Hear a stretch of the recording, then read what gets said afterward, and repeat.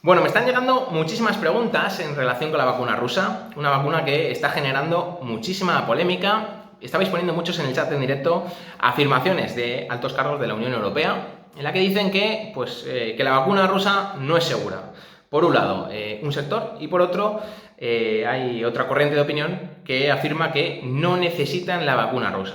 Bueno, pues en el directo de hoy vamos a ver cómo afirmaciones como estas son un completo error. Son un completo error. Tengo que ser así de claro y tengo la sensación de que cuando varios países de la Unión Europea se sienten y analicen los datos de verdad de la vacuna rusa, como llevamos haciendo en Venceremos COVID desde agosto del año 2020, pues tendrán que claudicar y van a pedir o van a ir detrás de una vacuna pues que no han dejado de criticar. Y solamente lanzo una pregunta, que es que si al final sucede pues ese presentimiento que tengo de que la EMA al final no sé cuánto tardará en darse cuenta que la vacuna rusa es segura y eficaz, pues que cuántas vidas se hubieran salvado si esa vacuna hubiera estado autorizada desde entonces. Esa es mi única preocupación.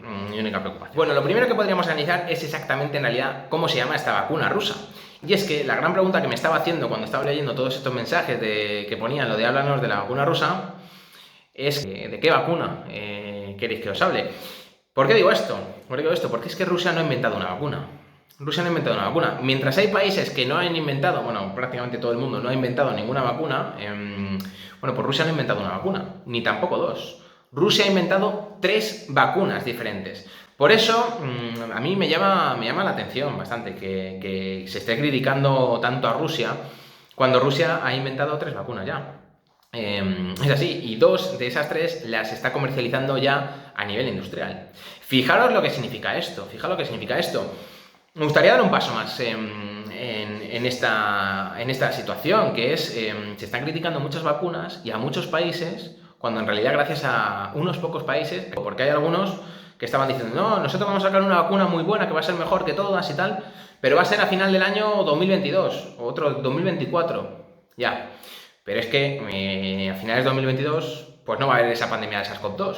Está bien inventar una vacuna, pero cuando de verdad hace falta es cuando la gente está muriendo. Es que claro, esto hay que decirlo. Y a mí me gusta reconocer a las personas que van siempre un paso por delante y tiran del resto. Así que eso, yo pediría un poquito de humildad y de reconocimiento a los países que están sacando de esto al resto. Una pequeña reflexión que quería hacer. Bueno, pues como decía, Rusia ha inventado 3 vacunas y en realidad todos os estabais refiriendo a la vacuna Sputnik, que es la más conocida, bueno, aunque en realidad es muy desconocida todavía, pero bueno, es la que más suena. Y lo primero que habría que ver es por qué se llama Sputnik. En muchos medios estaréis viendo que dicen lo de Sputnik 5, Sputnik 5. Bueno, no se dice Sputnik 5 ni Sputnik 5, la V no es un número romano, no es un número ordinal, porque eso significaría que hay 4 vacunas Sputnik que precederían a esta, y no es el caso. Sputnik V, la V no es un número ordinal, es una letra, y la V es de Victory, no de vacuna, ni de vaccine, es de Victory, de victoria. Rusia pensaba que esta vacuna iba a ser acogida como la victoria final de la pandemia de SARS-CoV-2. Pensaba que la vacuna iba a ser vista como la herramienta que iba a suponer la victoria en esta guerra. Así lo pensaba Rusia, pero en realidad se confundió de lleno. De victoria nada, porque lo único que ha generado es polémica y de momento esta vacuna no tiene ningún reconocimiento, que yo creo que, como decía, pues lo tendrá, antes o después yo creo que lo tiene que tener. Bueno, pues solamente quedaría de saber por qué los rusos eligieron la palabra Sputnik. Y es que en 1957 a 1958, que como todos sabéis fue el año geofísico internacional, Rusia conmocionó al mundo generando lo que se conoció como efecto Sputnik. Es que Sputnik significa satélite en ruso, y fue en aquel momento cuando nadie se imaginaba que Rusia tenía pues las herramientas necesarias para poder poner el primer satélite en órbita de la historia de la humanidad. Rusia lo consiguió hacer cuando todo el mundo se esperaba que fuera Estados Unidos, y en 1957 genera ese efecto Sputnik. 12 años después de la Guerra Mundial, 12 años después, Rusia pues tenía la capacidad de nada más y nada menos coger una estructura del tamaño de un balón de playa, subirlo al espacio y ponerlo en órbita, dejando pues al mundo conmocionado. Pues Rusia pensaba que esta vacuna pues iba a conmocionar al mundo como conmocionó en su momento ese primer satélite, la serie Sputnik, que fueron no pueden ser ordinales, como decía, el Sputnik V no puede ser 5, porque la serie Sputnik de satélites fueron 10 satélites, que luego le sucedió la serie Cosmos en satélites. No fueron 4, fueron 10, o sea que la V es solamente la V de Victory. Y como curiosidad, el Sputnik 2, el segundo de los Sputnik, fue pues donde fue la primera pasajera viva de la historia de la humanidad, de los viajes espaciales, que fue Laika, la perra Laika, que fue la heroína, y digo heroína porque así se lo considera Rusia. De hecho, Laika tiene su propio monumento y fue la que posibilitó que hoy en día los seres humanos puedan ir al espacio directamente. Bueno, pues ya sabemos de dónde proviene el nombre de la vacuna. Sputnik, buscando ese efecto Sputnik, que conmocionó en su momento al mundo en 1957, el 4 de octubre de 1957, y la V, pues de Victoria. También esta vacuna, la Sputnik V o Sputnik V, puede recibir otro nombre que está siendo menos conocido, que es el de GAM-COVID-Vac. Por si acaso lo veis, GAM, ese GAM proviene del Instituto Gamaleya, el prestigioso instituto ruso con sede en Moscú. Se fundó en 1891, tiene más de 130 años, tiene 130 años de historia, y bueno, es un instituto de epidemiología y microbiología ruso que ha llevado pues, el desarrollo de esta vacuna. Bueno, pues la siguiente que podríamos analizar es la eficacia que tiene la Sputnik V.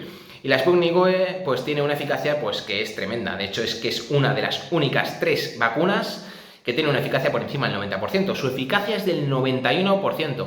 Estaría por debajo de Pfizer, que tiene un 95%, luego vendría Moderna, 94,5%, y posteriormente estaría la Sputnik V, 91%. Pero aparte de que la eficacia sea casi perfecta, lo más importante es que Sputnik V evita el 100% de los casos más graves de COVID-19, evitando, por supuesto, el 100% de las muertes. Ese valor es el más importante en una pandemia como esta, es el evitar los casos más graves de una enfermedad que provocan la muerte, en primer lugar, y en segundo, que saturan el sistema sanitario y aumentan el número de muertes de otras patologías que no se pueden tratar.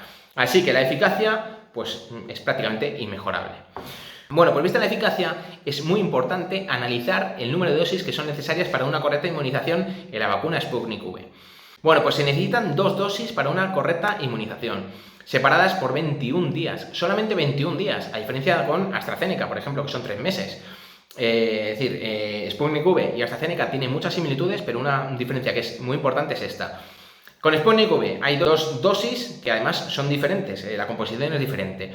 El día 0 y en el día 21. Bueno, pues se ha demostrado que en el día 21 el 100% de los individuos que están siendo inmunizados adquieren el 100% de los individuos tienen anticuerpos neutralizantes. Así que hay que tener muy en cuenta eso, porque es que el grado de inmunocompetencia en 21 días, pues a una persona le cambia completamente. Y es por eso una de las principales razones, no la única, pero una de las principales razones que llevamos insistiendo en que la vacuna rusa pues es una gran opción.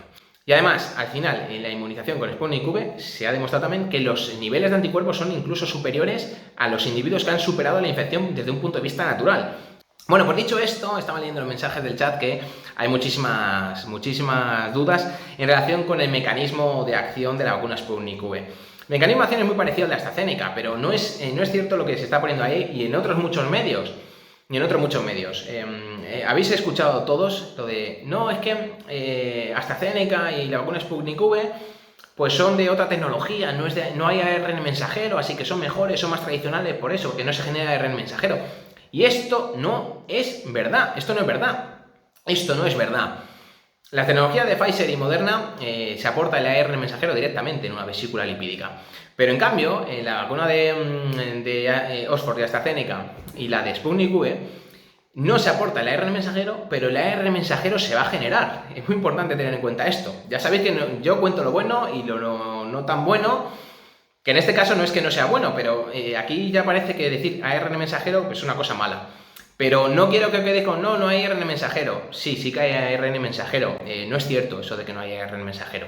Pero Sputnik V, aunque también se van a generar proteínas S, como en el caso de Pfizer y Moderna, y también se va a generar ARN mensajero, no es cierto que no se genere, sí que hay ARN mensajero, como en el caso de Pfizer y Moderna, que ahí se ha aportado directamente, en Sputnik V la metodología es diferente. Y es que en este caso utilizamos lo que conocemos como tecnología de vectores. Utilizamos un vector en el cual introducimos ese material genético que nos interesa, en este caso el SARS-CoV-2, pero utilizamos otro microorganismo para vehicular ese material a las células del hospedador. Y aquí el vector que se utiliza son adenovirus de origen humano. Si recordáis, en el caso de AstraZeneca eran adenovirus de primates de origen no humano. Eran de chimpancé. Aquí son adenovirus de origen humano. Bueno, una cosa que hay que tener muy clara es que los adenovirus los empleamos muchísimo en la metodología por vectores porque son muy fáciles de manipular genéticamente. Y en este caso, en la vacuna Sputnik V lo que se emplea es un adenovirus humano, que el adenovirus, para los microbiólogos, sabéis que el material genético es ADN bicatenario lineal y la estructura es un virus sin envuelta. Es, ADN bicatenario como puede ser los virus de la familia Herpesviridae, Circoviridae, la familia Asparviridae, los papilomavirus también y demás. Bueno, digo esto porque el SARS-CoV-2 es ARN, no es ADN. Bueno, pues el adenovirus se manipula genéticamente de la siguiente forma. Lo que se hace es, se le extrae el material genético que le sirve para replicarse, es decir, que le capacita para replicarse. Con eso se consigue un adenovirus que es seguro, que cuando se introduce en el ser humano no va a generar ninguna enfermedad, porque no se puede replicar, por lo tanto no se puede reproducir y será una infección autolimitante. Bueno, todo lo demás se respeta. Ese ADN, lo único que se extrae es la capacidad para replicarse. Y con eso tienes un adenovirus que no se puede multiplicar. Ese sería el primer paso. El siguiente sería coger un SARS-CoV-2 y el SARS-CoV-2 en su material genético extraer solamente el material genético que le confiere la capacidad para que se pueda generar las proteínas S. Y el resto de material, a diferencia de lo que pasaba con el adenovirus, el resto del material se desecha. Por lo tanto, el resultado es que al final se tiene un adenovirus con todo el material genético salvo el que le confiere esa capacidad de replicarse, por lo tanto no va a poder progresar la infección, no va a generar al final una enfermedad. Se tiene un adenovirus que no se puede replicar, pero que se le integra la información genética procedente del SARS-CoV-2 para que se genere una proteína, que es la proteína S.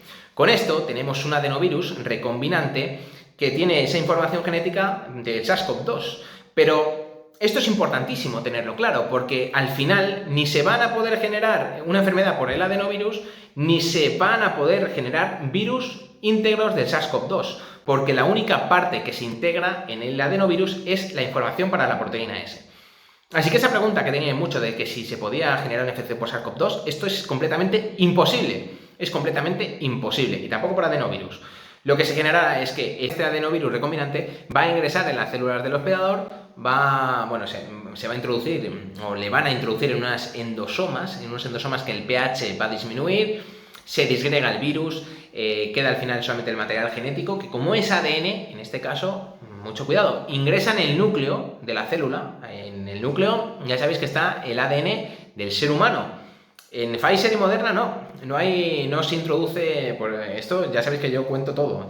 En Pfizer y Moderna esos ácidos nucleicos en ese ARN mensajero no se introducen en el núcleo. Aquí sí, por eso tiene una parte buena y una parte que puede dar mal miedo, pero no hay que preocuparse porque el ADN queda en forma de episoma. Y la forma de episoma no se introduce en el ADN del propio individuo, no hay posibilidad. Se introduce en el núcleo está el ADN, pero se queda en estado de episoma. Posteriormente, lo que sí que utiliza, la cosa como son, lo que sí que utiliza, aunque no hay peligro, son unas estructuras, unas enzimas que son las ADN polimerasas. Y esto lo hace para generar el ARN mensajero. Y ese ARN mensajero va a salir del núcleo por unos poros nucleares, sale del núcleo y se introduce en los ribosomas, donde se va a generar ese proceso de traducción y ahí sí se van a generar las proteínas S, que por un proceso largo se une al complejo de histocompatibilidad 1, se presenta célula presentada de antígeno y demás, se elimina la célula. Bueno, al final lo que genera esas proteínas S es inmunidad, tanto de tipo celular como de tipo humoral. Celular porque se estimulan los linfocitos T citotóxicos, y la humoral porque al final los TCD4 van a estimular a que los linfocitos B se dividan en dos células plasmáticas que sintetizan los anticuerpos y las células de memoria. Así dicho pronto, porque podríamos estar horas y horas hablando de esta reacción inmunológica, pero al final el resumen es: adenovirus, ADN, ingresa al núcleo, se genera ARN mensajero, se generan proteínas S, que como son del virus SARS-CoV-2, el cuerpo lo reconoce como extraño y el cuerpo empieza a reaccionar frente a eso. ¿Cómo reacciona?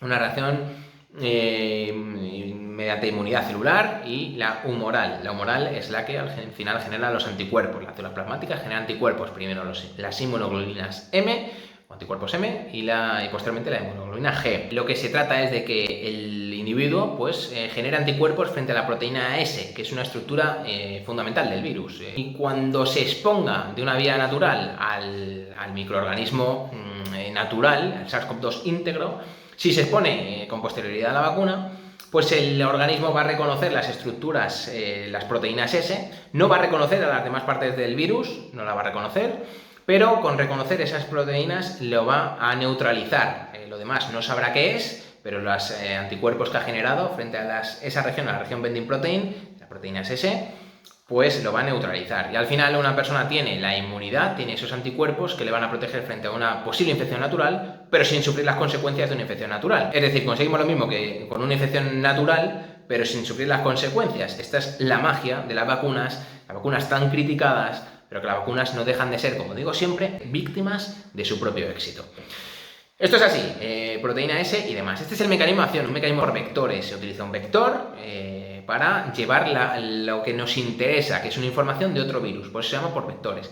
Pfizer, Moderna llevan ARN mensajero directamente, no hay vectores. Aquí sí, en AstraZeneca también. El vector es un adenovirus, pero que es de chimpancé. Bueno, vamos a dar respuesta ahora a una pregunta que es importantísima, que es que, bueno, ¿cómo es posible que si una vacuna normalmente se requieran varios años en sacar una vacuna y en que ésta sea segura, pues que cómo es posible que Rusia haya podido sacar la vacuna de Sputnik V en tan solo 5 meses? Es que esta ha sido la primera vacuna de la historia de esta pandemia. Ha sido la primera vacuna, se sacó en agosto. ¿Cómo es posible? Bueno, pues yo sí que le doy una explicación lógica. Es que en realidad Rusia partía con ventaja. Y partía con ventaja porque esta tecnología basada en adenovirus la lleva empleando y la lleva desarrollando durante los últimos 20 años. Pero hay que tener esa memoria histórica y acordarse de que pues, Rusia tiene la vacuna del MERS. Directamente, es que tiene la vacuna del coronavirus que provocaba el síndrome respiratorio en Oriente Medio. El coronavirus, que es primo hermano de este. Así que solamente lo que tenía que hacer era modificar genéticamente la vacuna para poderla aplicar. Es que es así, Rusia conocía el camino, Rusia conocía lo más importante, que es el número de dosis que iba a necesitar, la separación, el intervalo entre las dos dosis, también lo conocía aproximadamente, y los efectos adversos que se iba a esperar. Tenían la estructura común a la vacuna, solamente tenía que cambiar la información genética que produce la proteína del SARS-CoV-2 y testarla en fase 1 y fase 2. Rusia estaba tan segura que solamente empleó 38 individuos en el estudio de fase 1 y fase 2 y posteriormente empezó a vacunar a toda la población. Y aquí pues a Rusia le salió el tiro por la culata porque en esa maniobra que ellos querían vender una imagen de seguridad de la vacuna, pues los demás países entendieron que Rusia pues había perdido un poco el norte. La cosa igual que digo una cosa, digo la otra. Vacunar a miles de personas en un estudio de fase 1 y fase 2, lanzarse así al vacío, pues dio una sensación de que pues, Rusia no estaba priorizando lo que es lo más importante en cualquier vacuna, que es la seguridad. Y eso es el precio que está pagando Rusia por esa maniobra. Si algún país podía desarrollar una vacuna antes que nadie, pues con estos ingredientes era Rusia, porque tiene la vacuna del MERS, entre otras, y tiene también la vacuna del ébola. De hecho, tiene 3 vacunas contra el ébola basadas en la misma tecnología. Cuando ya es manipulación genética, pues se pueden hacer cambios, retoques, y al final es de un coronavirus a otro coronavirus. Entonces, esa es la aplicación, que no se ha dicho en ningún sitio, pero es la aplicación que yo le doy, la aplicación lógica basada en la historia. Solamente queda que Rusia, pues destape un poco las cartas y diga si esto, pues cómo ha sido posible. Bueno, me parece fundamental la parte de los efectos adversos. Los efectos adversos son mínimos. El 85% de las personas, de hecho, no los tienen. Y aquí, bueno, vamos a decir como siempre las cosas como son. Decir el 85% de las personas no lo tienen, pues es lo mismo que decir que el 15% sí. Por lo tanto, aunque en algunos medios en el futuro podéis ver esto, si el 15% los tienen, eso lo convierte en que los efectos adversos son muy frecuentes. Aunque parezca mentira, son muy frecuentes. Son muy frecuentes. Si tiene el 15% significa que más de 1 de cada 10 lo tiene. Por lo tanto, tiene efectos adversos muy frecuentes. ¿Pero qué efectos adversos son? Pues son mínimos. Son dolor de cabeza, malestar local y sí que se ha visto también hipertermia. Pero la hipertermia es leve, de leve a moderada. De hecho, la gran mayoría de las personas, la máxima fiebre que llegan a tener es de 37,5. Es una fiebre, pues una hipertermia, bastante reducida. Con lo cual es que, vamos a ver, a la vacuna se le puede pedir lo que se le puede pedir. Se está generando una inmunidad sin pasar una infección para al final tener los anticuerpos que te pueden proteger frente a una infección en el futuro. Esto no es gratis, esto el cuerpo tiene que reaccionar y se están introduciendo en el organismo, se están generando elementos pirógenos, que eso hace que el cuerpo reaccione. Pero vamos, que la vacuna, en fin, con la que está generando, hay alguno que dice que si está cansado 2 días. Yo creo que tenemos que intentar explicar mejor, porque la culpa es nuestra. Tenemos que explicar un poco mejor que son efectos adversos normales y que son efectos adversos no esperados, y ya está. Pero vamos a ver, los efectos adversos de la vacuna de Sputnik V son absolutamente normales y son efectos adversos muy leves, muy leves. Por otro lado, pues el tema logístico. La vacuna rusa se puede transportar en temperaturas de menos 2 grados a 8 grados. Es que eso facilita muchísimo la cosa, pero además no solamente facilita el transporte logístico, sino que también te ahorra posibles problemas, porque si se pierde la cadena del frío y algunos fuera vacunado por error con esa vacuna o no detectan que la cadena del frío se ha perdido, en las vacunas de Pfizer y Moderna estoy hablando, pues entonces la vacuna no le serviría de nada y encima le generaría una falsa sensación de seguridad pensando que está seguro cuando no lo está. Ya sabéis que siempre recomiendo a los que os vacunéis que comprobéis esto con un test de anticuerpos. Es importantísimo, tampoco se está diciendo, bueno, pues hay que hacerlo. Mi opinión es que, sin duda, pues confirméis vuestro estado inmunitario una vez que hayáis sido inmunizados con la vacunación. Así que, de todo lo anterior se puede concluir que la vacuna Sputnik V es una vacuna eficaz, una eficacia del 91%, pero sobre todo que evita el 100% de los casos más graves, evitando el 100% de las muertes de los individuos que han sido vacunados.